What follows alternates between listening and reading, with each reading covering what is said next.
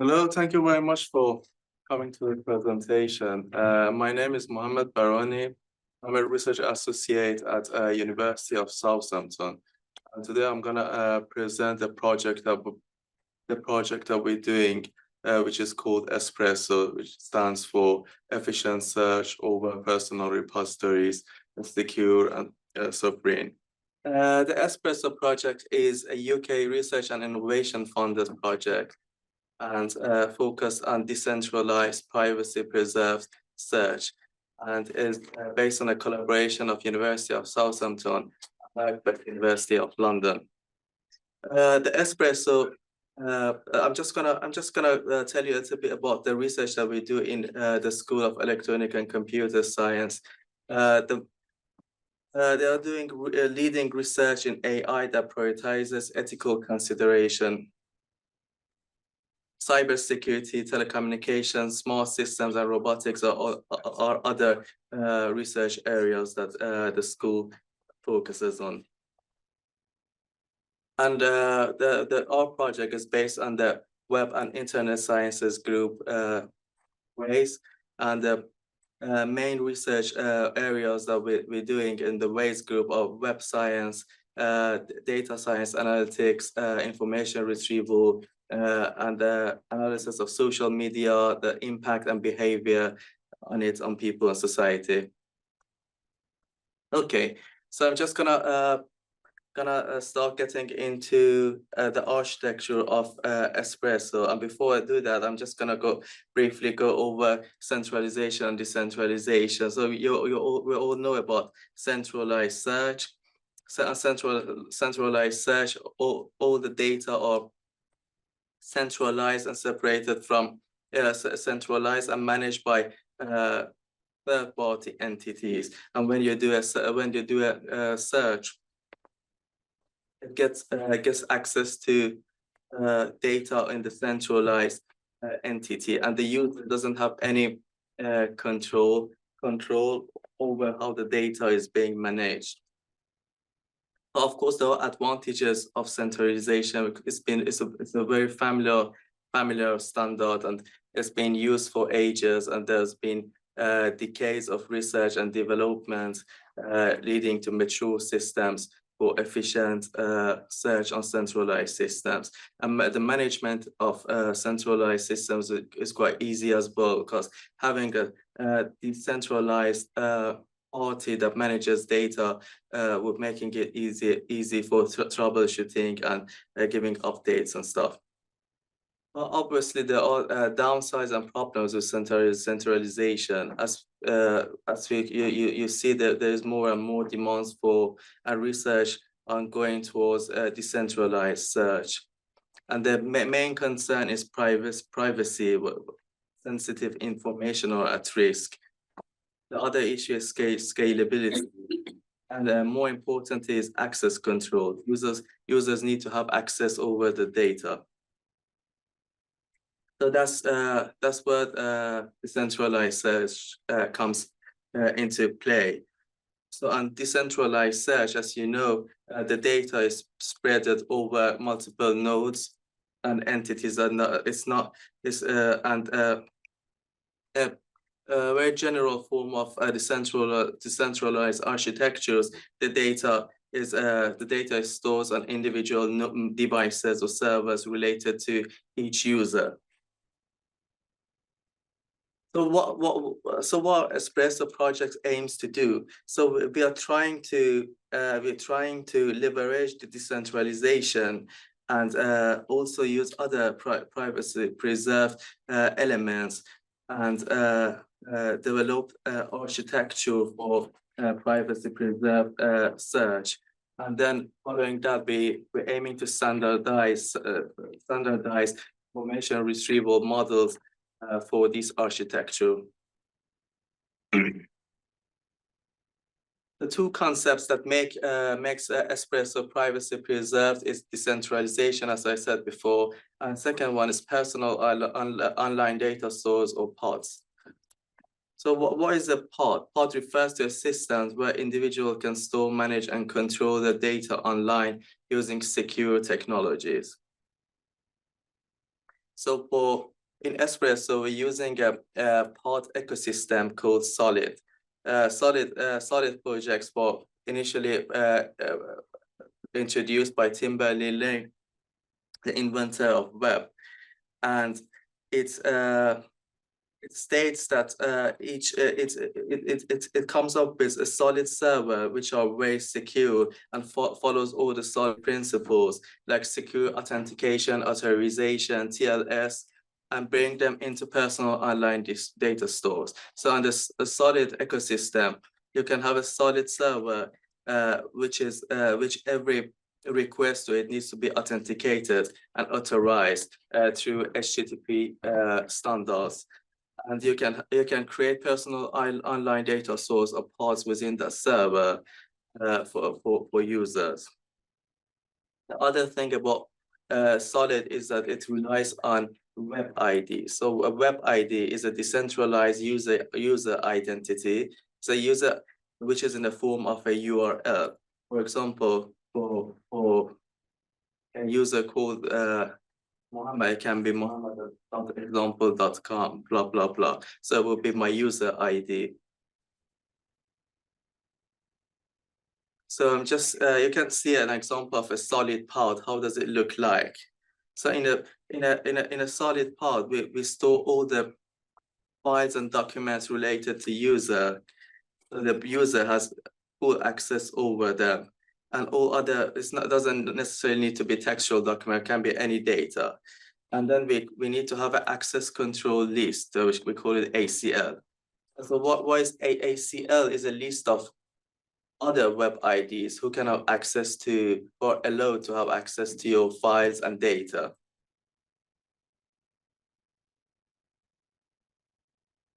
So I'm just gonna show you the general architecture of ESPRESSO based on solid pods and this decentralized paradigm. So we got servers. We got servers, and each server contains pods, and pods are controlled by users, and the document and files of each pod owner is stored in their own pod. So we put the index files of these documents are stored within the same pod as well. So users have full control over the index files as well. Apart from that, we got a red pod, we call it red pod or ESPRESSO pod, which is the metadata or index about the pods.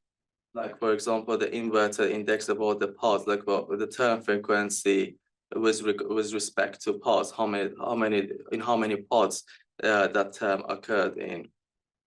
And then we go one step further up, which is the metadata about servers. And in this stage, we have we know about the servers. Like, for example, in simple terms, like term frequency with respect to servers. So on the metadata on the top layer does know only about server, and on the server level we only know about pods, and on the pod level we only know about files. This is how the indexing process work in ESPRESSO. On each solid server, we got an pod indexer app, which goes and process the documents in the solid pod and generate the index files. Of course, pod indexer app does have its own web ID, and it's been given access to by the pod owners. Once we've created the indexers, then the pod indexer app goes and get the information statistics from these index files and generate the meta index and put it into the ESPRESSO pod, which are metadata about the pods. And then on top of on the server level, we got a federated database. We're using GuyanDB for these tasks, and that's where we got that's where we're storing the metadata about servers. So this is a distributed database, and there is one node deployed on each server, and it only knows about the statistics of servers, like what web IDs are based in that server, or what's the term distribution and statistics about that about servers. That's because when we want to do the search process, we first the search party send a query along with the web ID of the requester to the overlay network, the distributed database, and it's based on the web ID, the query, and the metadata that we got. We retrieve the relevant servers, and once we got the relevant servers, we go and process the ESPRESSO pods on the retrieve in the retrieved servers, and then we get the list of pods that are relevant to the user's query, and then eventually we go and process the indexes within the relevant pods, and bring up the final results or documents. Now, this is a use case scenario. It's a use case scenario that how such approach can be helpful for the society. For example, imagine that we got a researcher called Sarah with this web ID. I think I should have used the female icon here. And Sarah is doing research on correlation between running and blood pressure. So with this ecosystem, imagine that we got a person called John here with this web ID, URL, and the electronic health records are stored in their personal online data store, and their well-being data, like the data that you get from Apple Watch or body sensor, are stored in this pod as well. And you got the access control here as well. And John has already given it to Sarah to query his data. So what happens here is the user has a full control over the data, and all the data are associated. Like in a centralized system, it's going to be hostile to ask permission and get it arranged from NHS, and then how we're going to link that up with the well-being of body sensors. But once we got all these data in one place and controlled by user, that's going to make it more consistent and privacy preserved. The other thing is that the pod doesn't necessarily need to be deployed on a user device or machine. It can be deployed on any solid server in the cloud. And so the fact about it is that any request to that, or any web ID, needs to be authenticated and authorized. And the web ID that coming with your query needs to have access to your contents. I'm just gonna go over some of the current experiments that we're doing in this project, some of my contributions. So for the initial experiments that we're doing, we've got 50 servers, and we created 9,500 pods in each server. And each pod contains one electronic health record. We've got 250 web IDs for the experiments. And the task is to investigate information retrieval within this architecture. And I'm experimenting with web ID specific indexes. So what I mean by web ID specific indexes in this context is that every web ID at each level has got their own index file. For example, on the pod level, John has got their own index, which is john.nh. NDX, for example, and it's the data. We assume that his data set is all the files that he has got access to. But for another web ID, the index is all the files that the other person has access to. Again, on the server level, we got all these index files, but on the pod level. So each pod would be assumed to be a document, which is the concatenation of the files the person has got access to.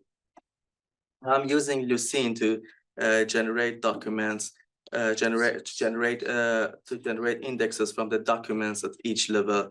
On the pod level, a Lucene document for me is a file. On the server level is a pod, and on the overlay network level, a Lucene document for me is a server. And I'm generating my query sets and gold standards using machine learning and topic modeling. And I think initially I'm just gonna apply like traditional IR, like BM20 idea for LM, and well, you just measure efficiency and accuracy. But the aim, the thing is that privacy is more important than efficiency, but the balance should be there. Some of the experimental settings and cases that we're going to consider in this experiment is playing with how much data web IDs are going to contribute to each levels. For example, like a user web ID, how much of data or the index or the metadata they're happy to disclose. Like we're gonna do experiments with full disclosure and partial disclosure, and we're gonna try to add anonymization to our indexes as well, and measure efficiency, accuracy as well. The next steps would be exploring the application of federation IR and other advanced models like BERT, and like how we're gonna train like neural networks parameters within this framework, applying LLM models, and eventually standardization of IR for privacy preserved search. Thank you very much.